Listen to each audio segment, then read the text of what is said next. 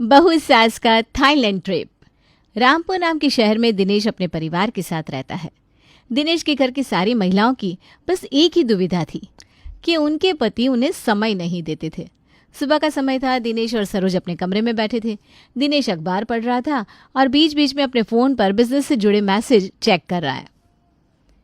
सरोज चाय का कप लेकर दिनेश के पास आती है।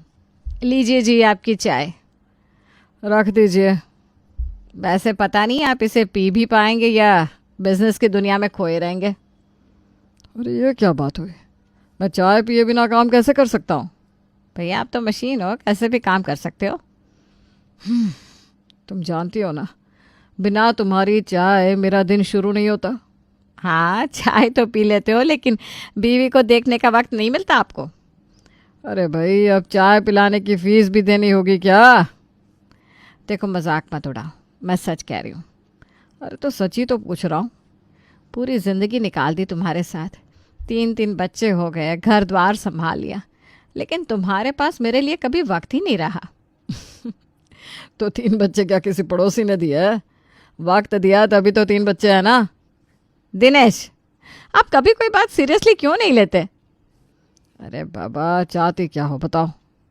मैं चाहती हूँ कि तुम थोड़ा थोड़ा वक्त मेरे साथ बिताओ। सुबह की चाय पीता तो हूँ तुम्हारे साथ। मेरे साथ नहीं, अखबार के साथ।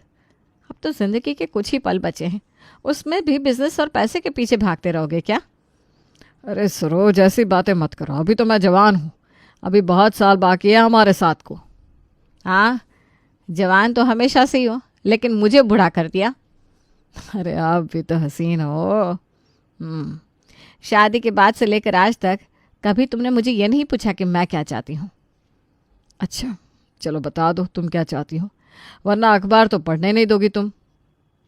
मैं चाहती हूँ कि तुम बिजनेस के काम के बाद कुछ वक्त मेरे साथ बिताओ, बातें करो, कभी कभी घुमाने ले चलो। अरे भाई देखो तो ज़रा, इतने सालों बाद भी रोमांटिक बातें कर रही हो। बच्चे सुन लेंगे तो क्या सोचेंगे? बच्चे सुन लेंगे तो क्या, वो भी तो यही चाहते हैं कि उनके माता पिता साथ में खुश रहे। अरे बाबा, गुस्सा क्यों होती हो? लेकिन मैं तुम्हारी और बच्चों की ज़रूरतें पूरी करने के लिए ही तो मेहनत कर रहा था ना। मुझे सिर्फ ज़रूरतें पूरी नहीं करनी थी, मुझे तुम्हारा साथ भी चाहिए था।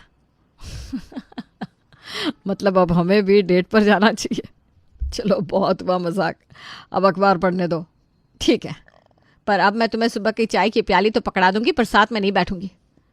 अरे तुमने पूरी ज़िंदगी मेरे साथ निकाल दी, अब कहाँ छोड़ कर जाओगी? जहाँ अपनी नई दुनिया में, प्रभु के पास, जहाँ मर्जी होगी वहाँ जाऊंगी। दिनेश सरोज की बात को मजाक में ले लेता है, लेकिन दिनेश और सरोज की इस मीठी तकरार को उनकी बड़ी बहू सोनम सुन लेती है और वो अपनी देवरानी पिंकी से सारी बात मज़े लेते हुए बताती है। अरे पिंकी, तुम्हें पता है, मैंने अभी अभी मम्मी पापा की बातें सुनी। अच्छा, क्या बातें हो रही थी? अरे मम्मी जी पापा जी से शिकायत कर रही थी कि उन्होंने आज तक उन्हें वक्त ही नहीं दिया। सच बताइए जेठानी जी। अरे सच में रानी, देखो जरा सोचो, इस उम्र में भी हमारी सासू माँ का रोमांस खत्म नहीं हुआ। तभी तो 3 बच्चे हो गए। सच में, वरना पापा जी का तो ध्यान सिर्फ बिजनेस और पैसे में लगा रहता है। लेकिन मम्मी जी को तो अभी भी शिकायत है कि पापा जी उन्हें वक्त नहीं देते। अब जब रोमांस पूरा नहीं हुआ है तो शिकायत तो रहेगी ना। ये तो गजब की बात है। वैसे मम्मी जी सही कह रही हैं, सच्चे प्यार का मतलब सिर्फ साथ रहना नहीं होता। फिर क्या होता है जेठानी जी? एक दूसरे को वक्त देना भी ज़रूरी है, और वक्त देना ही सच्चे प्यार की निशानी है। बिल्कुल सही कहा आपने जेठानी जी। मुझे तो लगता है कि हमारे पति भी अपने पापा जी जैसे ही हैं, उन्हें भी हमारे लिए वक्त नहीं मिलता। हाँ सही कह रही हो आप। मेरे रोशन भी ना बस अपने ऑफिस और काम में ही लगे रहते हैं। मैं दिन भर उनका इंतज़ार करती रहती हूँ, लेकिन वो लैपटॉप और फ़ोन में बिज़ी। विकास को भी तो वही आदत है। कभी कभी तो लगता है शादी सिर्फ हम औरतों की जिम्मेदारी बनकर रह गई है। हाँ, हम हर चीज़ के लिए एडजस्ट करें और उन्हें तो कोई फ़र्क ही नहीं पड़ता। हाँ बिल्कुल, शादी के पहले तो बड़े बड़े वादे करते थे, जानती हो। शादी के बाद बस अपनी दुनिया में मस्त हो गए होंगे। हाँ पिंकी, हम चाहे जितना प्यार और कैर करें, लेकिन हमें वही प्यार और कैर लौटा कर नहीं देते। सच कह रही हो आप। दिन भर घर के काम करो, सबकी ज़रूरतें पूरी करो, और फिर भी हमसे उम्मीद की जाती है कि शिकायत भी ना करें। सही कहा, पहले तो सब ठीक था, शादी के 6 महीने होते ही सब बदल गया। हाँ जेठानी जी, रोशन भी मुझे पहले ना दिन भर फ़ोन करते थे, पूछते थे मैंने खाना खाया कि नहीं, क्या कर रही हूँ। और अब तो मुझे ही उसे याद दिलाना पड़ता है कि मैं भी हूँ उनकी ज़िंदगी में। बिल्कुल, पहले तो जानू जानू करके पीछे घूमते थे, और अब काम के अलावा कुछ दिखता ही नहीं। हाँ, शादी के कुछ वक्त के बाद ऐसा लगता है जैसे रोमांस बस एक त्यौहार की तरह होता है, साल में एक आध बार आता है। हाँ, और त्यौहार भी तब जब हम खुद याद दिलाएं, वरना इन्हें तो कोई परवाह ही नहीं रहती। मैं तो सोच रही हूँ एक बार रोशन से खुलकर बात करूँ कि उन्हें सच में एहसास भी है कि मैं उसके साथ हूँ या नहीं। हाँ पिंकी, बात करना ज़रूरी है। मैं भी विकास से कहूँगी कि मुझे वक्त दो। मम्मी जी ने सही कहा था, ज़िंदगी के कुछ ही पल बचे हैं, कम से कम उसमें तो साथ रहो। हाँ देखो, इस उम्र में भी मम्मी जी को वक्त चाहिए, और हम अभी से ही अकेलापन महसूस कर रहे हैं। मतलब हम भी मम्मी जी के नक्शे कदम पर चल रहे हैं। हाँ, और अगर अभी से अपने पतियों को नहीं समझा पाए तो हमारी हालत भी वही होगी जो मम्मी जी की हो रही है, बस शिकायतें ही शिकायतें। सही कहा, हमें अभी से ही अपने हक के लिए आवाज़ उठानी होगी, वरना ये पति लोग हमें हल्के में ही लेंगे। चलो प्लान बनाते कैसे इन पतियों को सुधारना है। बिल्कुल, अब वक्त आ गया है कि हम भी अपने लिए कुछ मांगे। घर संभालना हमारी जिम्मेदारी है, लेकिन प्यार और समय पाना हमारा हक भी है। दोनों हंसती हैं और उनके दिल का बोझ हल्का हो जाता है। मायके में भी यही हाल था, किसी के पति के पास वक्त नहीं था। पिंकी के ससुराल में उसके पति के पास भी उसके लिए वक्त नहीं था। रात का समय था, सीमा गुस्से में अपने कपड़े बैग में रख रही थी। सीमा, ये क्या कर रही हो? दिख नहीं रहा? अपने घर जा रही हूँ। अपने घर मतलब? मतलब यही कि अब मैं और नहीं सह सकती, तुम हमेशा अपने काम में लगे रहते हो। सीमा प्लीज, बैठ कर बात करते। यूँ अचानक बैग पैक करके जाने का क्या मतलब है? अब बात करने की फुर्सत मिल गई तुम्हें? क्या कह रही हो सीमा? जब मैं दिन भर अकेली बैठी रहती हूँ, जब मुझे तुम्हारी ज़रूरत होती है, तब तुम्हें सिर्फ तुम्हारा काम दिखता है। ऐसा नहीं है पिंकी, तुम समझने की कोशिश करो। ऐसा ही है और मैं सब समझ गई हूँ। देखो, मेरा काम बहुत ज़रूरी है, मैं ये सब हमारे भविष्य के लिए कर रहा हूँ। हाँ, सब यही कहते हैं, हम तुम्हारे लिए कर रहे हैं, लेकिन असल में तुम लोग सिर्फ खुद के लिए कर रहे होते हो। ऐसी बात नहीं है सीमा, मैं सिर्फ हमारे लिए कर रहा हूँ। क्या शादी का मतलब सिर्फ यही है कि बीवी अकेली बैठे तुम्हारा इंतज़ार करे और तुम हमेशा बिजनेस और ऑफिस में लगे रहो? देखो, मैं मानता हूँ कि मैं बिजी रहता हूँ, लेकिन ये फेज़ सिर्फ अभी के लिए है। थोड़े दिन और सह लो, फिर सब ठीक हो जाएगा। थोड़े दिन और सह लो? तुम्हें पता भी है ये लाइन मैं कितनी बार सुन चुकी हूँ? अरे कुछ वक्त की ही तो बात है, बस इतना बड़ा क्यों रही हो बात को? क्योंकि तुम हर बार यही कहते हो, लेकिन कुछ नहीं बदलता। मुझे अब इस सब से थकान हो गई है। मुझे सच में बहुत बुरा लग रहा है, लेकिन मेरा काम ऐसा है कि मैं इसे छोड़ नहीं सकता। और मैं, क्या मैं तुम्हारी ज़िंदगी का हिस्सा नहीं हूँ, या सिर्फ एक डेकोरेशन पीस हूँ जो शादी के बाद तुम्हारे घर में रख दिया गया है? ऐसा मत कहो सीमा, तुम जानती हो कि मैं तुमसे प्यार करता हूँ। प्यार शायद करते हो, लेकिन तुम्हारा प्यार सिर्फ कहने पर का है। ये सच नहीं है सीमा, ये तुम भी अच्छे से जानती हो। सच ये है कि प्यार वक्त मांगता है शिव, केयर मांगता है। तुम्हारे पास ना मेरे लिए वक्त है ना केयर। सीमा, अगर मैं तुम्हारे लिए वक्त निकालता तो हमारी जिंदगी में आर्थिक दिक्कतें आती, तब क्या तुम खुश रहती?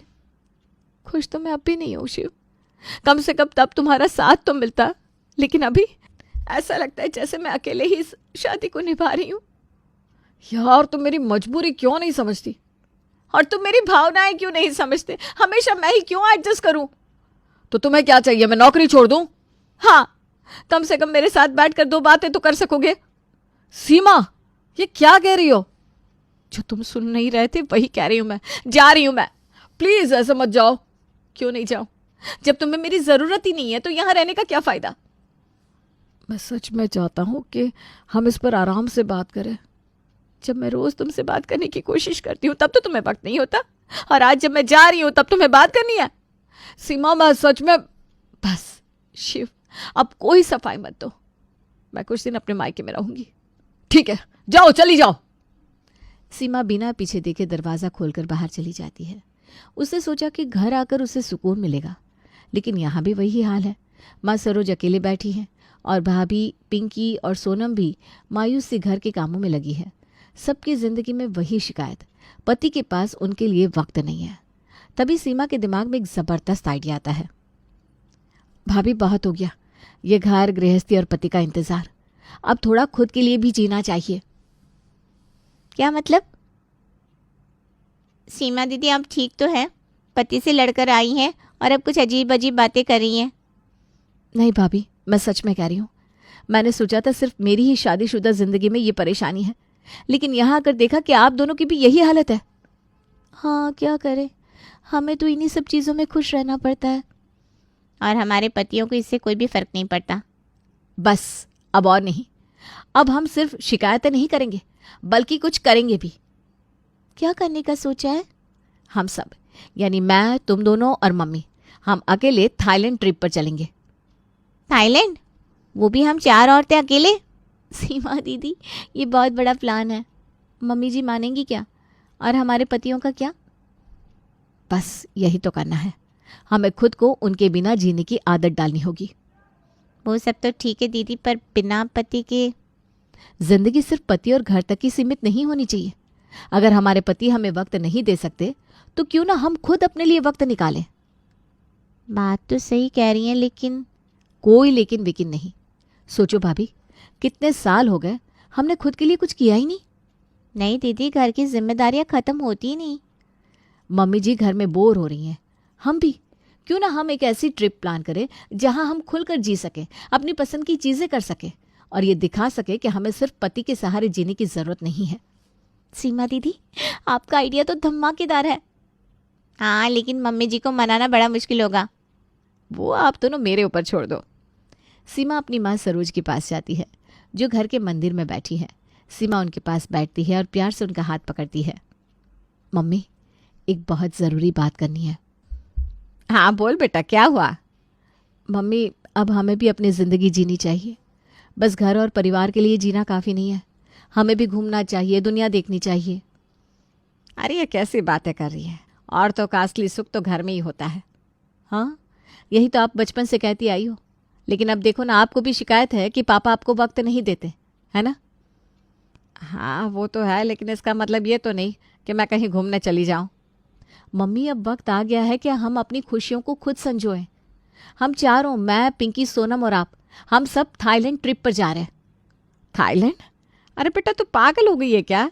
लोग क्या कहेंगे? और तेरे पापा? पापा के पास इतनी फुर्सत नहीं है कि हमारी फिक्र करें। और रही बात लोगों की, तो जब हमारे पति हमारे बिना घूम सकते हैं, अपने काम में बिजी रह सकते हैं, तो हम क्यों नहीं? अरे लेकिन, कोई लेकिन विकिन नहीं मम्मी, हम अपने लिए भी तो जिए।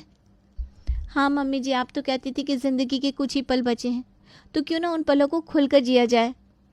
और वैसे भी अगर आप भी पापा से रोमांस की उम्मीद कर सकती हैं, तो हम भी अपने पतियों से कर सकते हैं, लेकिन वो हमें वक्त ही नहीं देते। इसलिए अब हमें खुद को खुश रखना होगा। लेकिन हम चारों औरतें अकेले? अरे मम्मी, यही तो सबसे मज़ेदार होगा। पहली बार बिना किसी रोक टोक के सिर्फ अपनी मर्जी से जीने का मौका मिलेगा। ठीक है चलो, अब मैं भी देखती हूँ असली आज़ादी कैसी होती है। चारों हंस पड़ती है और इस तरह उनका थाईलैंड ट्रिप का सपना हकीकत बनने की तरफ बढ़ता है। चारों अपने पति से कोई ना कोई बहाना बनाकर कहीं ना कहीं जाने की बात कह देती है, और आश्चर्य की बात तो ये होती है, सबके पति बिना किसी सवाल जवाब के उन्हें हाँ कह देते हैं। रोशन सुनिए ना, मुझे आपसे कुछ काम था। जल्दी कहो, ऑफिस के लिए लेट हो रहा है। मुझे ना 4 दिन के लिए मायके जाना था, चली जाऊँ क्या? देखो जाना है तो चली जाओ, पर मुझे मत कहना कि लेने आओ, मेरे पास इतना वक्त नहीं है। अरे कोई बात नहीं, मैं आपसे कुछ नहीं कहूँगी, मैं खुद ही चली जाऊँगी और खुद ही वापस भी आ जाऊँगी। ठीक है, अपना ध्यान रखना, बाय बाय। इधर पिंकी रोशन को मना लेती है और वहाँ सरोज अपने पति से कहती है, दिनेश आपके पास तो मेरे लिए वैसे भी वक्त नहीं होता। मैं सोच रही थी कुछ दिनों के लिए सत्संग में चली जाऊं। आप तो अभी भी मेरे से नाराज़ हैं। अगर आपका मन सत्संग में लगता है तो ठीक है, चले जाइए। लेकिन मैं 4 दिन से पहले नहीं आऊँगी। अरे ठीक है, जैसी आपकी मर्ज़ी। हम भी कुछ दिनों के लिए शर्मा जी के साथ बातें कर लेंगे आराम से। दिनेश और रोशन की हामी के बाद बस अब विकास की हाँ का इंतज़ार हो रहा था। सोनम, मैंने सुना सब कोई कुछ दिनों के लिए कहीं ना कहीं जा रहा है, तो तुम घर में अकेले क्या करोगी? मैं भी अपनी सहेली के घर जाने का सोच रही थी। अरे इसमें सोचने वाली क्या बात है? एक काम करो, तुम भी कुछ दिनों के लिए चली जाओ। चारों के पति की हाँ हो गई थी कुछ दिनों के बाद चारों अपना अपना सामान पैक करके एक साथ थाईलैंड पहुंच जाती है। वहां के खुशनुमा माहौल में चारों उसी रंग ढंग में रंग जाती हैं। बीच पर बैठे हुए अचानक पिंकी की नज़र अपने ससुर पर जाती है।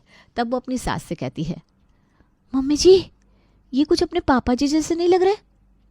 लग नहीं रहे, ये पापा जी ही है। अरे सिर्फ पापा ही नहीं, रोशन, शिव और विकास भी हैं साथ में। अरे ये चारों तो यहीं आ रहे हैं। सभी अपनी पत्नियों को थाईलैंड में देखकर हैरान रह जाते हैं। दिनेश सरोज से कहता है, तो ये है तुम्हारा सत्संग? और ये लोग हैं शर्मा जी, है ना? अच्छा, तो ये हो रहा है हमारी नाक के नीचे। टाइम नहीं दोगे तो यही होगा ना पतिदेव।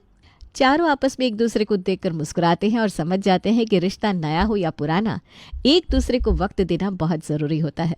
सभी उस थाईलैंड ट्रिप में एक दूसरे के साथ खुशी खुशी समय बिताते हैं।